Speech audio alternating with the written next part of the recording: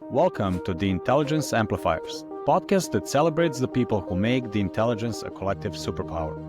In every episode, we uncover the stories of learning and development leaders who amplify knowledge, break down silos, and empower teams to thrive. These are the enablers of insight, the ones turning expertise into action and shaping the future of work by ensuring that the right knowledge reaches the right people at the right time. So, if you're ready to explore how the intelligence is amplified and shared across organizations, you're in the right place. Let's dive in. Hello, today we have Tsvetan Angelov joining us from Sofia, Bulgaria, of all places. So welcome, Tsvetan. How are you? I'm good, Marco. Happy to be here. So, yeah. Awesome. Thank you. Thank you for staying late and joining us for this.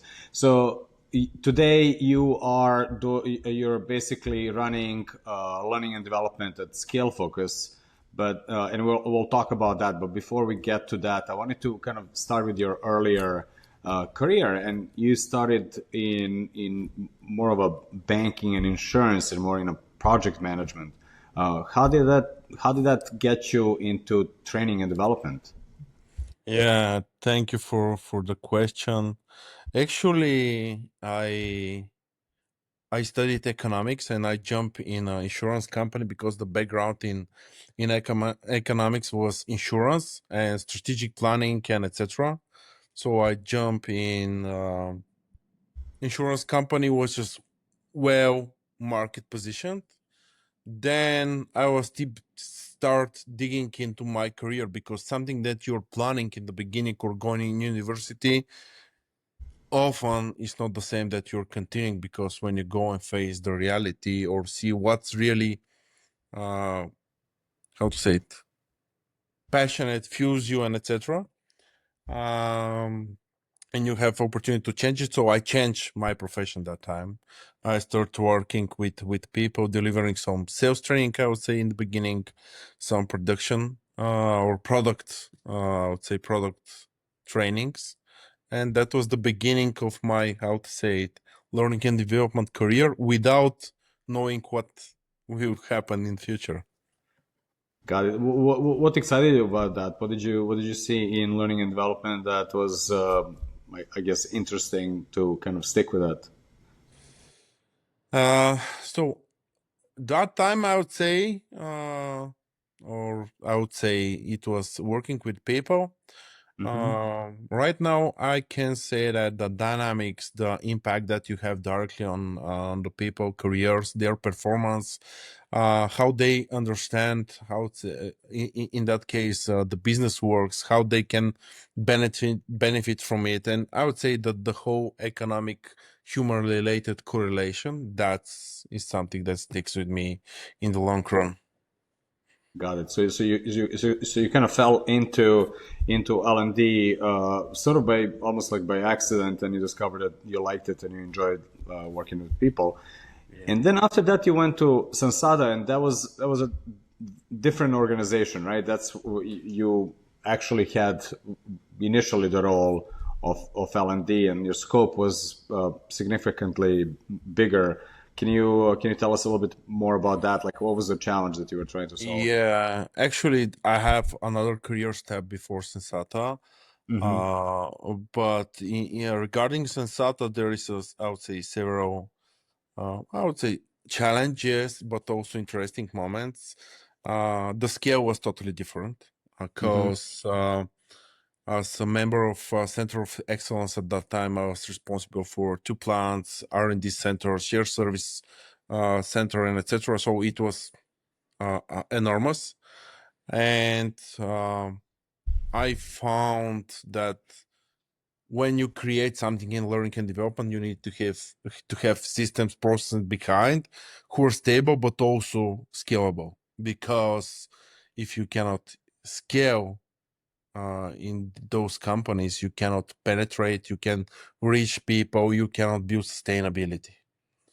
And also it was interesting because at this scale you cannot go only with systems, because that's a human, I would say, a business part of it, but you need a human part. So stakeholders are a critical part.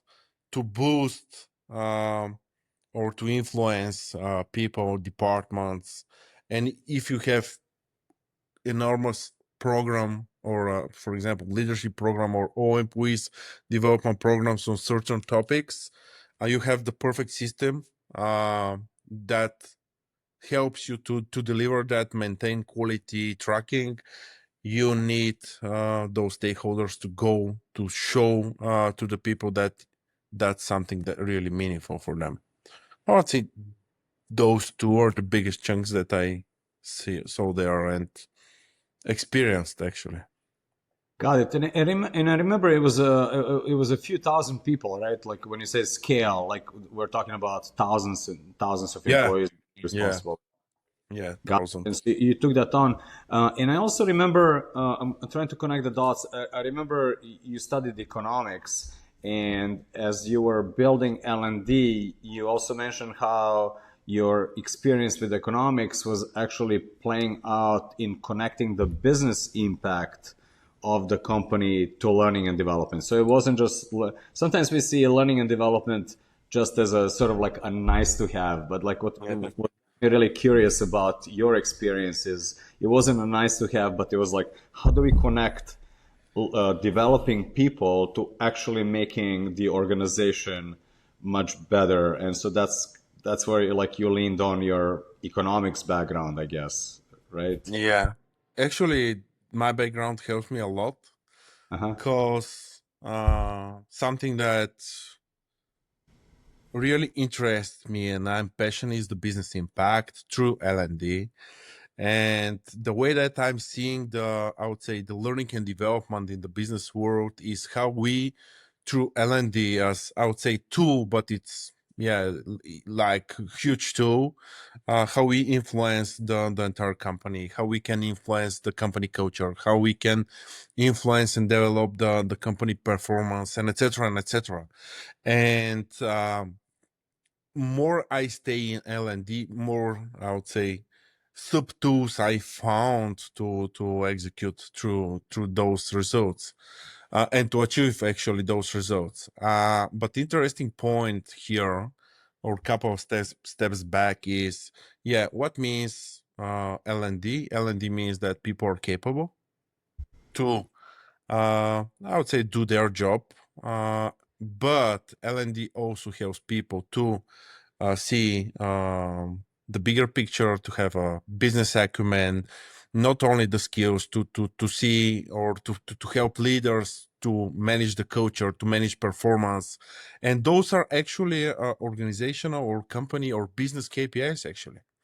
And we directly use that. And down, or drill down, if we go and build something from the L&D side, I will often ask my colleagues, what is the business goals that we want to achieve? And then we will go in the L&D side. So first business goal, then L&D. And it's vice versa. And it's super easy to have return of investment or to prove that to the business Mm-hmm. because you're working to clear business goal. And when I know that we can achieve that through L&D, based on that economic lenses, it's easy for me to manage the entire process, to build mechanics in programs, or to ask my team to put critical, I would say, KPIs or measuring steps, or just working with different vendors and to ask specific stuff from them in that area. Got it. So scale is one thing, right? So building the processes and like scaling and building the L&D organization, kind of figuring out how to put processes and everything in place. What I was curious about is, there's leading through influence, and then there's leading through power, right? Like, so for example, people that report to you, you have power over them. You get to hire them, you get to fire them, you get to put systems in place and all that. But then there's also this leading through influence where you don't have the power, but like, and you mentioned you worked in a matrix organization, and a lot of that was the dotted line, and where you don't really have a power, but you have to influence the impact of learning and development. How did you manage that? How did you manage the stakeholders that weren't reporting to you yet had you wanted to make a big impact with L&D? Actually, I'm thinking during your question or the process that you're asking the question. But I would say it's pretty easy when you know how you can support the business, that you know that learning and development really can support the business. When you stick to the business KPIs, when you build or your team builds programs or every solution that you're offered is strict to the business goal, it's pretty easy for the stakeholders to understand. And I can give you an example. If I go there and say, yeah, it will be good for people, they will feel happy, they will have more skills and etc. That's only one side of the coin. But when you go and say, okay, understood, what's our business goal? Okay, we need a capable people, for example, capable in the AI field. So they need to have a skill set. Okay, what kind of AI we want? Why we want it? Why? What's behind?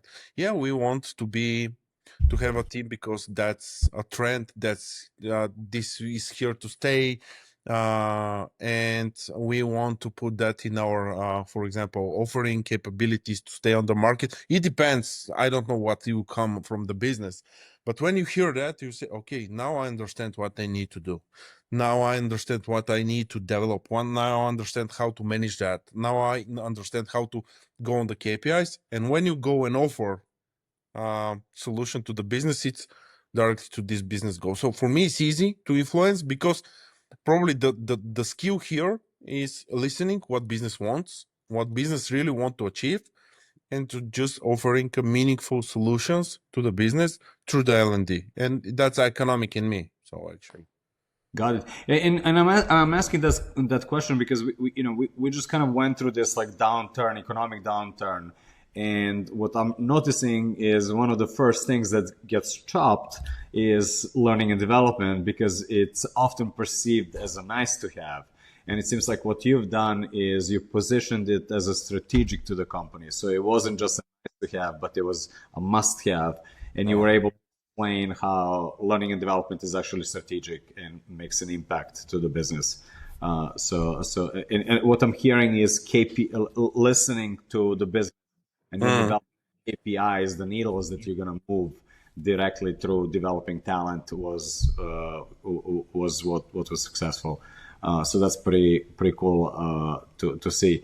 And what I also heard, it's easy, quote unquote easy, once you understand the business strategy and actually connect the dots. So that's pretty cool. Yeah. Often I would say the same flavor, but other perspective. It's not only for the L&D, it's how business really understand the L&D, and did the business or does the business actually understand how L&D can support the business at all? Because I often explain to different business leaders how they can use L&D as strategic tool. Not only on opening new markets, but for example, you need right now it's challenging situation globally. There is some trade wars and etc. But some company says, okay, we need to be more efficient. So efficient or more flexible. You can use L&D to achieve that for the people, for the leaders. Some leaders didn't know how to execute that. And I give the example. Imagine that your entire leadership spent 10 years or in a stable market, just maintaining or slight increase of the processes, revenue, and etc. And you need to cut, for example, 15% of the cost. Did they know how to deal with that? Did what? How you can achieve that? You need to work with them. And here we are not speaking about long-term development programs, but you need to fast track to create those skill sets just to act and do that in a proper way. And there is a ton of change management inside that. So it's not only L&D, there is also change management inside. So that's something that I explain to different business leaders. And it's the same. If you want a growth, you need your salespeople to be much better, but not only them. Every people needs to understand every person needs to understand the business goals, the business acumen, and how they can work with clients or to give value to the people who are on the front line.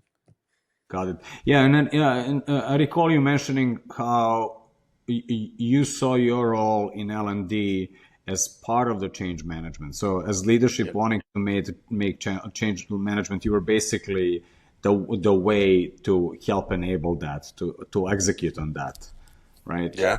Yeah. That's pretty cool. And so, okay, so that was internally working in a much bigger company, scaling up, connecting to the business needs. So that was a play at Sensata. And then after that, you went to 99, and if I remember correctly, that was more about external learning. And what was interesting to me, you mentioned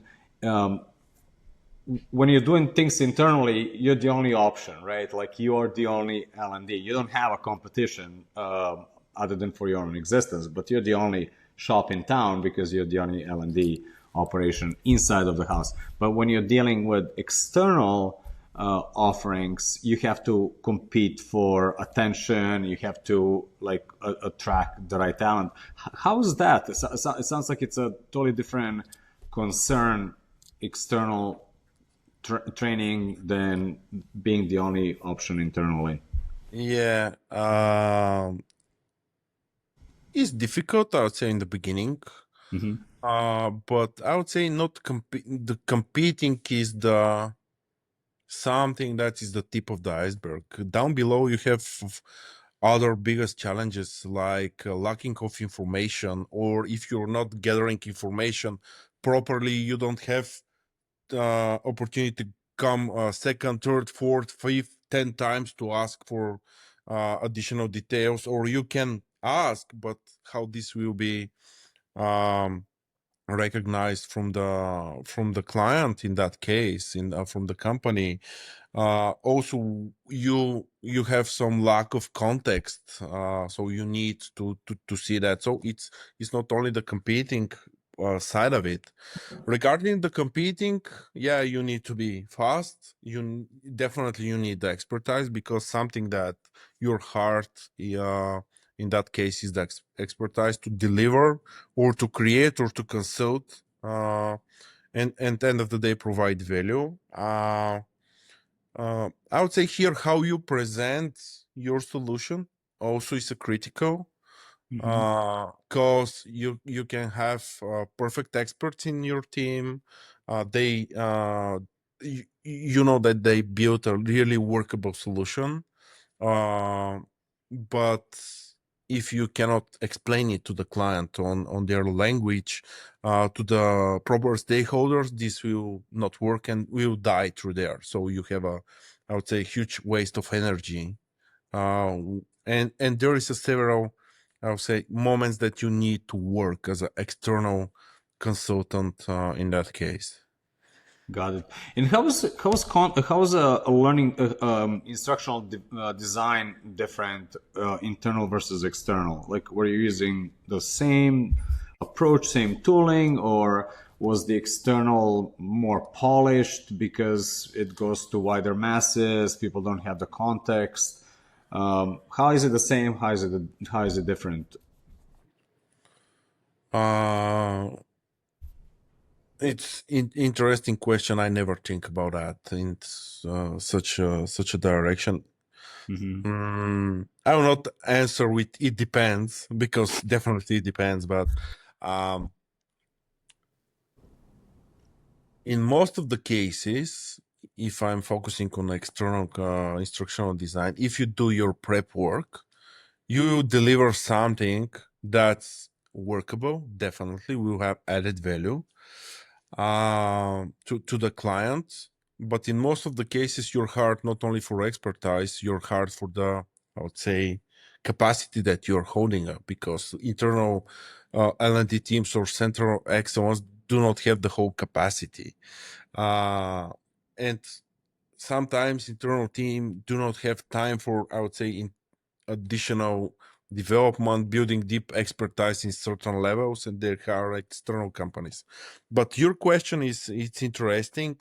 Um, I would say that external companies are focused on specific topics and they can provide much more detailed, in that case, instructional designs, trainings, topics, consultancy on certain topics than the internal center of excellence, but not for everything. Mm-hmm.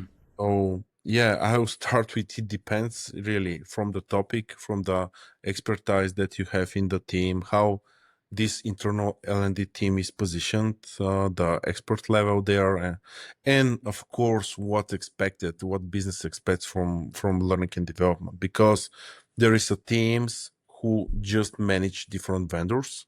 There is a teams who delivers. There's a hybrid teams. There is a more analytics in some teams. So it depends.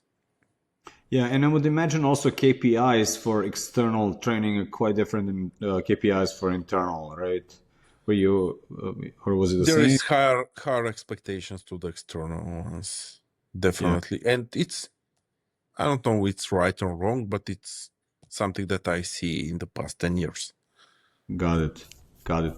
And so, okay, so you were at 99 doing more external facing, and then you joined Scales Focus, right? Yeah, folks, yeah. A Scale Focus, and that was relatively smaller organization. You went from thousands to hundreds of people, and you also got there, and I believe you built everything from scratch, right? Like it was the first L&D function there.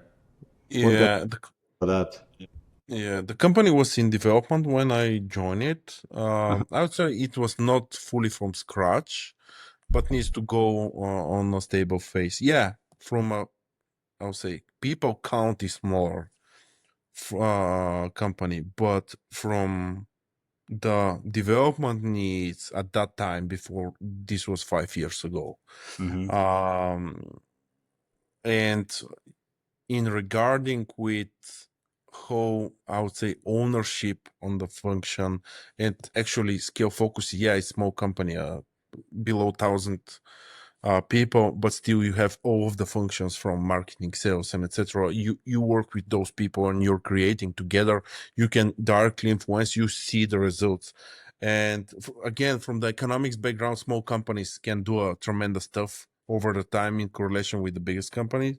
What I can say that 5 years or for the past 5 years, we as company move enormously high in client excellence, in people development, or how we work to develop people in, I would say it was in development with a certain level of maturity. Now company is matured, knows what it's doing in all directions. There is systems everywhere tracking KPIs. It's interesting, but for me it was a challenge in the beginning. Because I work with big stable companies with strict, I would say, processes who are working for 5, 10, 15 years. And right now we need to create one based on the market, company stage, uh, scale again. So it was interesting period in the first 3 years. Right now we are improving and providing additional, I would say, layers, value, and etc. Yeah, and I remember you said you had to develop all these things, right? Like you mentioned career paths, I believe, performance management, learning paths.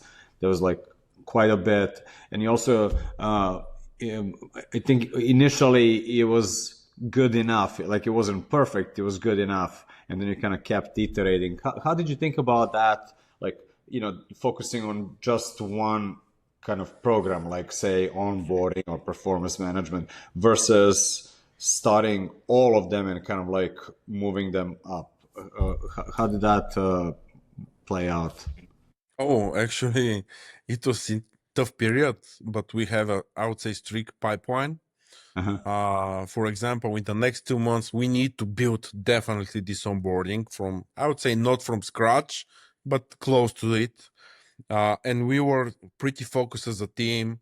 And yeah, it was the onboarding starts to be in the, how to say it, A/B testing, measuring phase, monitoring, and etc. But you need to start working on the first level leadership development program pipe, because you need a pipeline, because company is growing.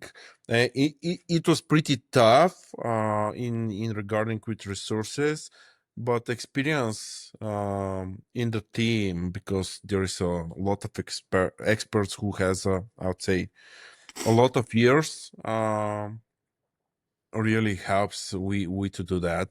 But we do not have, I would say, opportunity to do it step by step. We need to do it 2 steps ahead of what's happening, and it was tough period that time.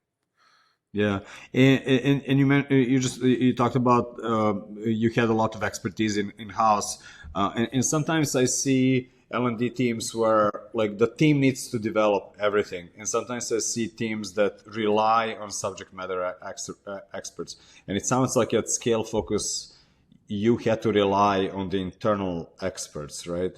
Yeah. How did you and this is again goes back to leading through influence, like they're dotted line to you, they don't necessarily report to you, you can't force them, they have full-time jobs doing what they do as subject matter experts. How is that and we get this question all the time, like, our people are supposed to do this job, they're not supposed to be doing that job of training. How did you get them to help out, given that that's not their primary job? How did you kind of motivate them, influence them, etc.? If I'm hearing you correctly, we have people who internally or were subject matter experts, but also we hired, I will frame them as partners, uh, external subject matter experts who help us in some of the programs. Some with expertise, some with, I would say, ideas, some with capabilities like capacity. Internally, we know that if we do not, and we communicate that if we don't do that by our own, of if we do not, how to say it, build together the framework, uh, we will not achieve a consistent culture. We will not receive external subject mattering expertise in the way that we are needing it, because we need to explain what we definitely need. Also, because at that time we were in some of the technologies, we were in a rapid growth.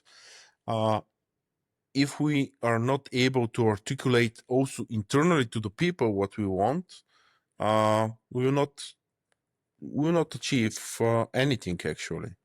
And people were pretty good realizing that they need to deliver that. Some of them step out of their, how to say it, primary SME role, working with clients, and start working on those kind of projects, or were 50-50. So some client work were reduced because we need to focus on company development, and it was super successful, I think.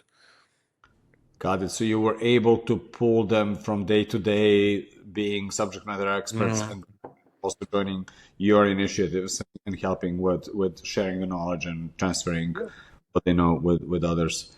That's cool. And actually, for some of the projects, yes. For some, we do it in how to say it, in the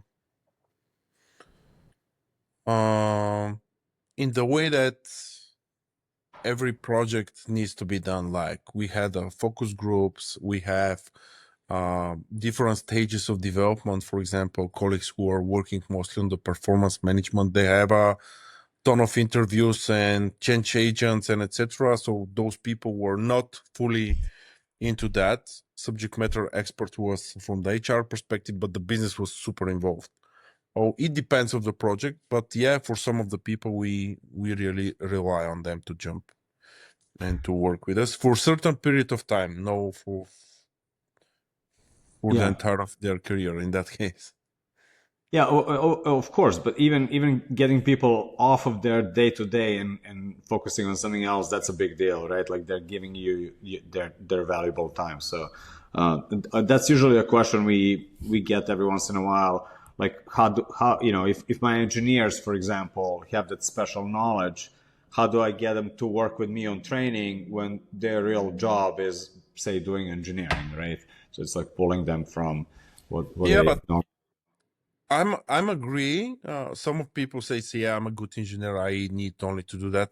But I often ask them, "Okay, you're good at this, but how do other people know it? Only through your product, and how other people understand your logic, your value, how you can influence the whole process. You cannot just stay finding solutions on a daily basis or do your how to say it, the top-notch code or security-wise code. You need also to collaborate with the people. You also need to say what you do, because this cannot work in other case. It cannot work.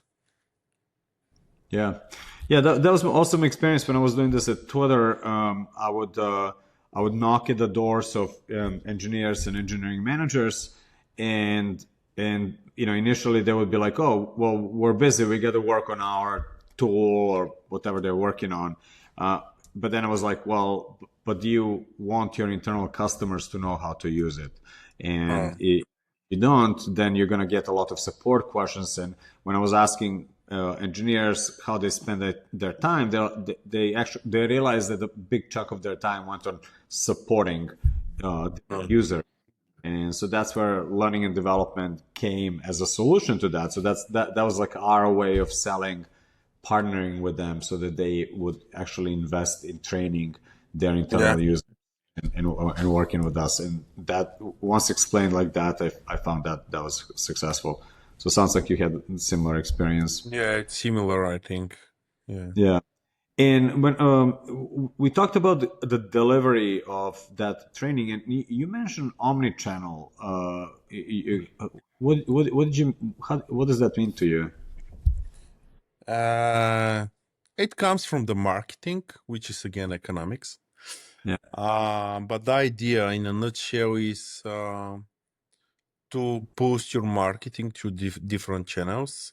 And me and my team, we start thinking about that. We saw what organization need, the complexity of organization, the dynamics, and we decide to build, I would say, L&D strategy similar to the omni-channel, which means that you as expert or engineer can access to different learning elements, different learning platforms. Yeah, from one side can sound chaotic, but we really need the capabilities. We need to evaluate the learning style of the people, and also give them a freedom, because learning culture needs to be built on trust and freedom first. And also I'm continuing here, so some e-learning platforms, confidence, different, I would say, we frame it like internal workshops, who are, for example, in person or virtual, also going and attending in mentorship. So everything that I would say Center of Excellence in L&D can provide, we package it in a way that can be used from the single person. And we distributed that. We onboarded people to know how to use it. We teach managers how to use it as tools, and it's working. It's not the best solution. Yes, still it's needs to be, I would say, refined. But one of the KPIs, what you value in that company, people say my development, through which comes many of it comes from a learning. Got it. And speaking of learning platforms, I remember asking you also about that, and yeah, I thought your answer is interesting. You ended up developing a lot of things in house, right? Like you kind of built what you needed, but it wasn't like, oh, we'll just buy a platform. It was more like, we'll have some things built internally, some things from open source, merge it all together. What does that look like? We were joking internally that sometimes look like a Frankenstein, but it gives us a lot of flexibility. Right now, it's it's working. Long term, probably not. I think each tool needs to be adjusted based on what the company needs or the maturity status of the company, the goals, and etc. But I would say the challenging part sometimes is the data, and we need to validate twice sometimes. But how it's working for us, yeah, first of all, give us a flexibility, and it's not nothing that we just put on the table. Say people use it, we do a smooth change management, add some, I would say, functionalities. Um, Different areas connected the dots between, I would say, not different systems but different ecosystems that we built, and it's working. There is open source, and also we have a ton of engineers, so they can jump work on that. We use one of the elements for learning, for example, to build something from scratch or just add it as a learning element. So it was interesting. But yeah, long story short, uh, as I joke, it's something like Frankenstein, but it's effective and it's powerful for us. Yeah.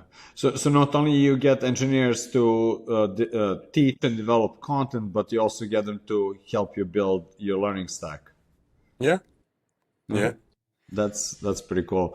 I thought that was And interesting. don't get me wrong. This didn't mean that we are not relying on external content or expertise. We definitely, in most of the cases, but this doesn't mean that we fully rely on that. Because if you put the sustainability, you need to rely on you and then use everything as a leverage. Yeah. Yeah. Cool. And so okay, so you got you basically got came to Scalefocus. You're building all these things more or less from scratch. You're working with subject matter experts. You're relying on open source and some other technologies and building certain things in house. What's on the horizon for you? What are you excited about? What's next? Uh, I would say several dimensions. First of all, for me, it's interesting where or how AI will impact learning, and what I mean by how, what kind of doors will open for us on that field, but also what kind of doors will close, because that's also interesting. There is some trends in both ways, positive and not so. Cost learning is some kind of, right now it's, how to say it, like the marketing or all social medias or everything that happens in the internet is fighting for your attention, and learning goes in that direction too, and hopefully AI will help people to be how to say, to be more needs based on the person in front of the computer. So the AI is one of the fields. um, for me, it's something that's interesting, and I mention it. What will happen as L&D in future? Did more leaders will recognize it uh, as advancement, economic advancement, or will be okay, we go in crisis, we are stop all of the development in the company? It's interesting. Something that I'm excited is what's the next level of LXP, learning experience platforms, because we start with, I would say, Excel file, then we go on LMS, then it comes the LXP as next layer, which is amazing. What's next? Um, and it's connected with the AI, and something that's not connected with the technology. Uh, I'm really excited about building, I would say, business skills through tabletop simulations, because you're focused for certain amount of time, for example, half a day or day, and just managing something. You're touching with the hands, thinking. There is no distractions. So that's also, I'm still passionate about how this work can continue working. Got it. So the non technology part, but more like social, how it applies Yeah. to learning and development. And in terms of AI, what do you see? There's so many different ways AI can impact learning and development. What is something that you see as the most valuable promise of AI? Uh,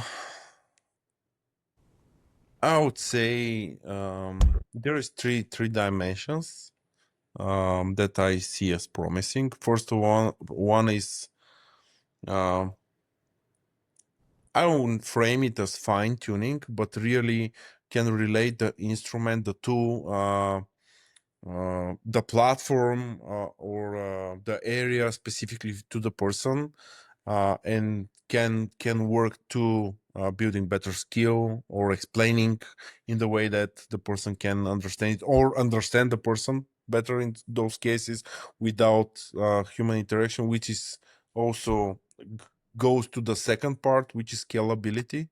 Will provide us with much more scalability.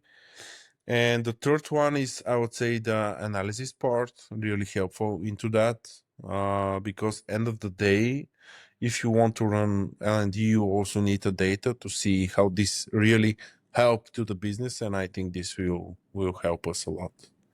Got it. So one, AI helps you deliver more personal Yep. solutions for individuals. Two, AI helps you scale the Yeah. program, right? And three is AI helps you provide the data, and this goes back to your approach, which is learning and development is really about business impact, and so that data helps inform the economic impact of learning and development strategically to the company, right? That's Yeah. some kind of For in me, all that. those are the biggest three because we can add a flavor about efficiency. Um, you can use AI to analyze, for example, critically analyze some feedback surveys and etc. But that's efficiency benefit. But the biggest are that you can analyze better data or to provide you different data behaviors that can be detected because can be implemented with video analysis. So it depends. Got it. Got it. So looking at like your arc of your career, you sort of like you went from economics to fell into training and L&D, and then connecting L&D strategically through economics to the business and strategy and impact to the business itself. And so that's a really interesting arc.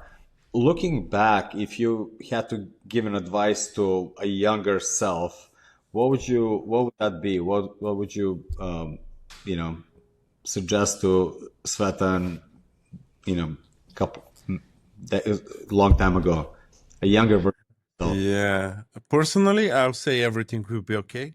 So just to say to the younger me that everything will be fine. So you need just to find the proper project time and etc. And you just need the time to Mhm. review everything.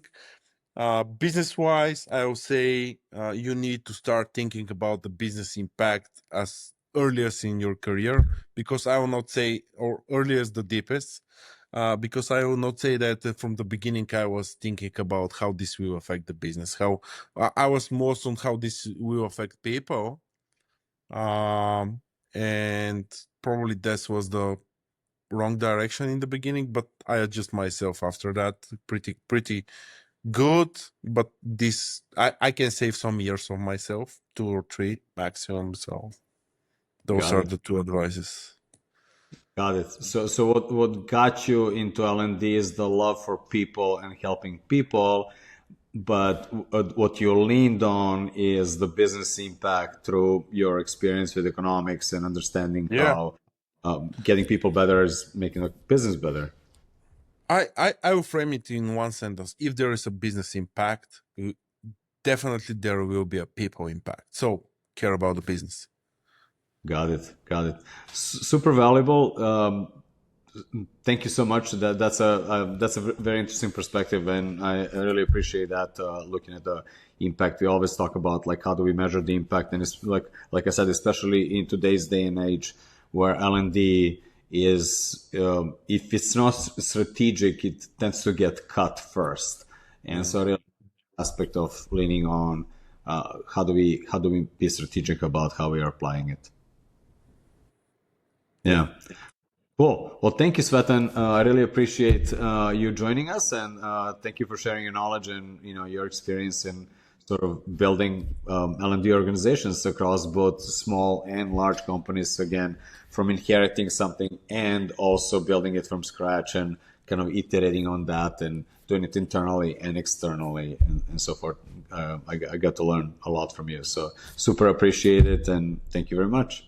I'm appreciating. Thank you for the opportunity to speak about my beliefs, career lenses, and etc. So much appreciated. Thank you, Mark. We'll keep watching you develop in the future, and we'll stay in touch. Okay, thank you. That's it for this episode of the Intelligence Amplifiers. If you like what you've heard, be sure to subscribe or follow so you don't miss out on the future episodes. And if you're interested in being a guest or have a question, check out the episode description for how to reach us. Also, don't forget to check out Plus Plus, the platform that makes collective intelligence at scale possible. Find out more at plusplus.co. Thank you for listening, and until next time, keep amplifying.